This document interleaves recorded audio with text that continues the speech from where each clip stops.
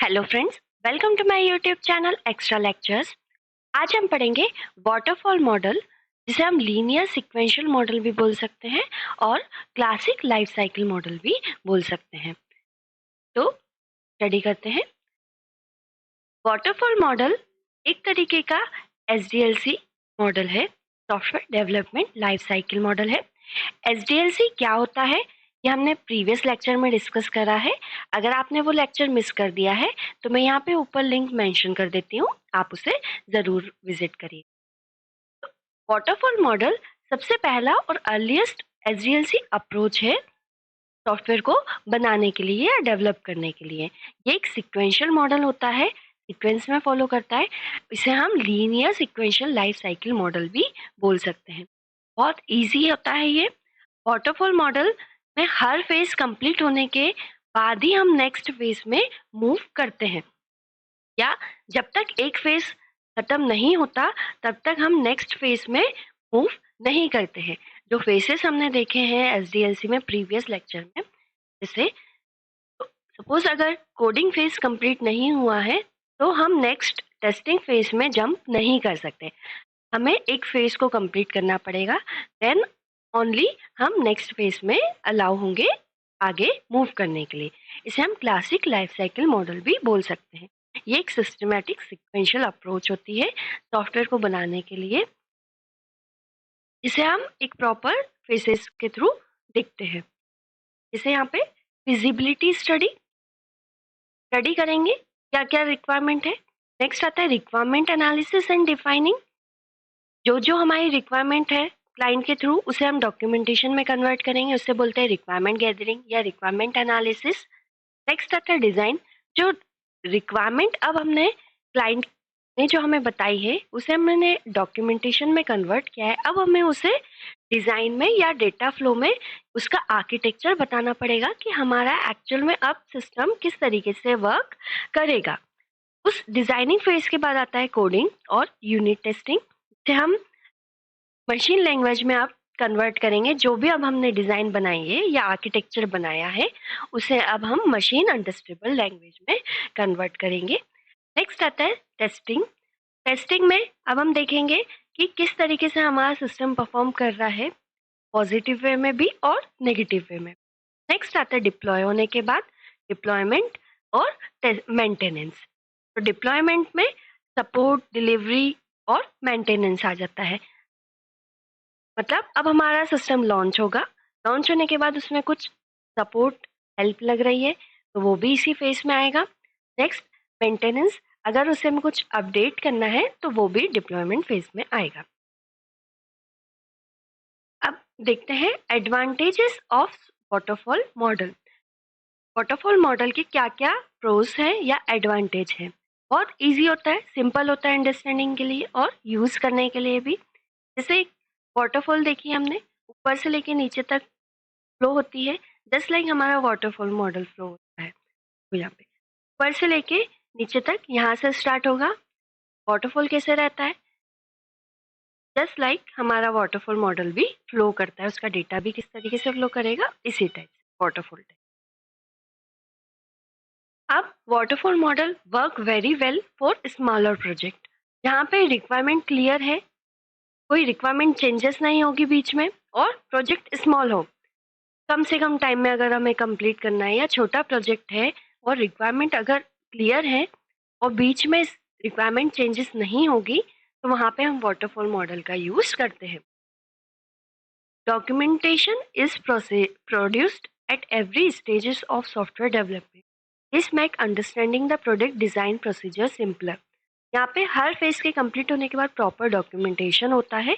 इसके कारण हर फेज को स्टडी करने के लिए या उसको समझने के लिए सिंपल रहता है। After every major stage of software coding testing is done to check the correct running of the code, help us to control schedule and budget. अब हर फेज के, जैसे कोडिंग हो गई, कोडिंग एक मेजर स्टेज है, वहाँ पे उसको कंप्लीट होने के बाद हम नेक्स्ट स्टेज क्या रहती है, टेस्टिंग करना। वहाँ पे हम टेस्ट करते हैं कि हमारा जो कोड है वो सही से वर्क कर रहा है कि नहीं कर रहा है, और कितना क्या बजट आएगा, वहाँ पे हम प्रॉपर टेस्टिंग करते हैं। ये तो हो गए थे एडवांटेज। नेक्स्ट आता है disadvantage.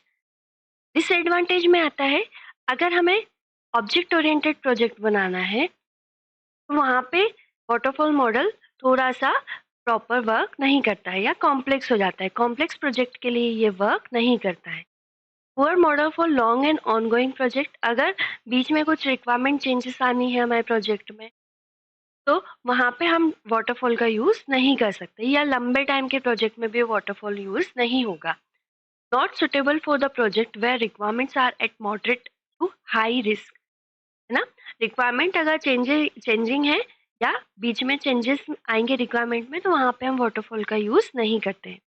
High amount of risk and uncertainty, यहाँ पे अनसर्टिनिटी रहती है प्रोजेक्ट क्या बन के आएगा, क्योंकि हम किसी भी फेज को रीस्टडी नहीं कर सकते, रिविजिट नहीं कर सकते। बस एक फेज स्टार्ट हुआ, 1 2 3 हम बस फ्लो में कंटिन्यू करते जाते हैं।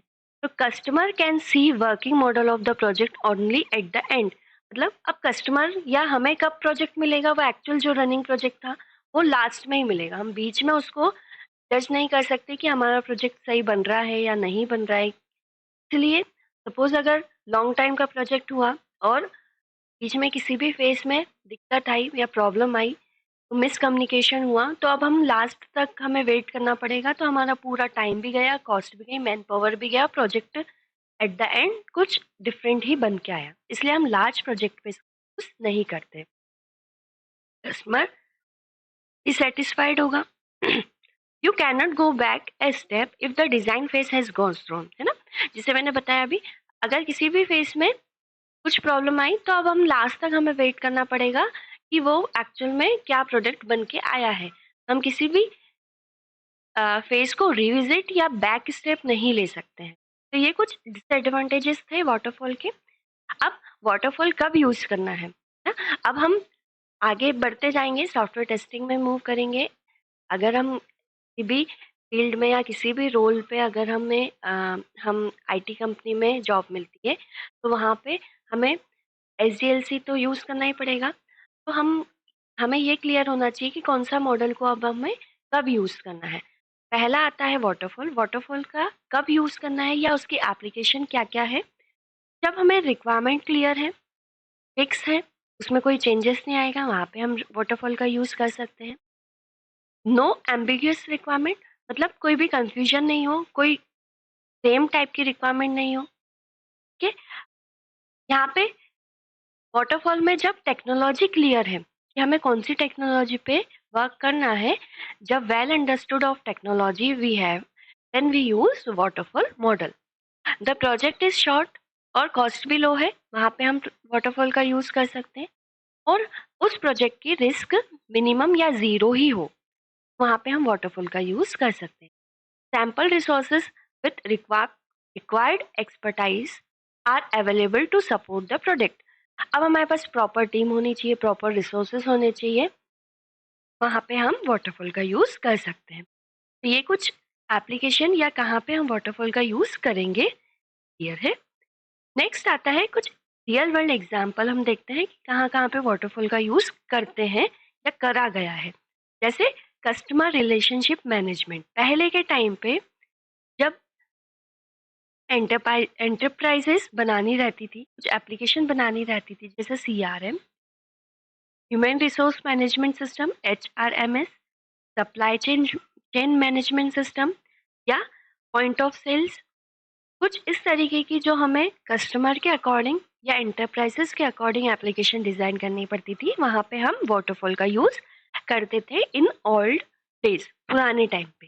बट अब क्या हुआ, टेक्नोलॉजी नहीं आने लगी, मार्केट ने अपने आप को अपडेट कर लिया, तो वाटरफॉल अब थोड़ा सा चीप हो गया है, इसका यूज इतना ज्यादा नहीं होता है, but still is using in military, defence, aircraft, banking, health care, control system for nuclear facilities, जहाँ पे रिक्वायरमेंट क्लियर रहती है और जहाँ पे कम कॉस्ट में या फिक्स रिक्वायरमेंट और छोटे प्रोजेक्ट्स बनाने रहते हैं, उसमें ज़्यादा कुछ रिक्वायरमेंट चेंजेस नहीं होती, तो वहाँ पे हम अभी भी वाटरफॉल का यूज़ कर सकते हैं। तो फ्रेंड्स, वाटरफॉल क्या होता है, एडवांटेज क्या है, डिसएडवांटेज क्या है, कब हम वाटरफॉल का यूज़ करेंगे और रियल वर्ल्ड एग्जाम्पल देखे हमने वाटरफॉल के लिए।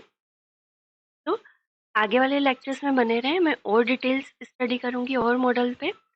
Like share subscribe my channel extra lectures. Thank you.